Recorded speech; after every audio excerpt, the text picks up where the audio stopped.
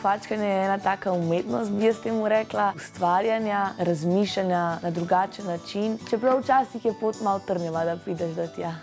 Začela sem s temi krpami, prijemalkami, ampak potem sem pa šele našla pač svojo ljubezen do kvačkanja živalic.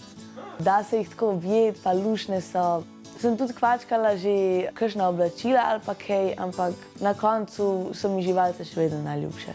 Na spletu najdem različne vzorce, ki v bistvu piše, kako to skvačka, tistemu sledim.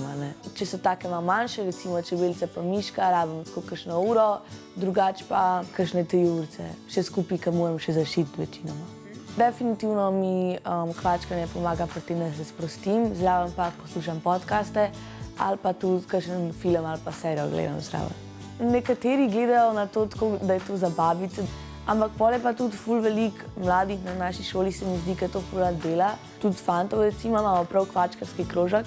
To, kar skvačkam, gre v bistvu na mojo spletno stran, Jaz sem Brina, in tam se v bistvu proda za to, kar se samo odločiš, da boš dal. In tisti denar gre pa pol v dobrodelne namene oziroma v sklad osnovne šole Danile Komar. Vidim recimo ljudi, ki si ne morejo toliko privoščiti, pa ki jih potem malo tako zasmehujejo zaradi tega, ali pa ki ne morejo iti v šolo v naravi. Pa se mi tudi tako malo smilijo ljudje, hočem jim pomagati. Vsak lahko prispeva k boljšemu svetu, vsak lahko naredi nekaj dobrega za druge in sem rekla pač, da tudi jaz lahko naredim en korak bliže k temu.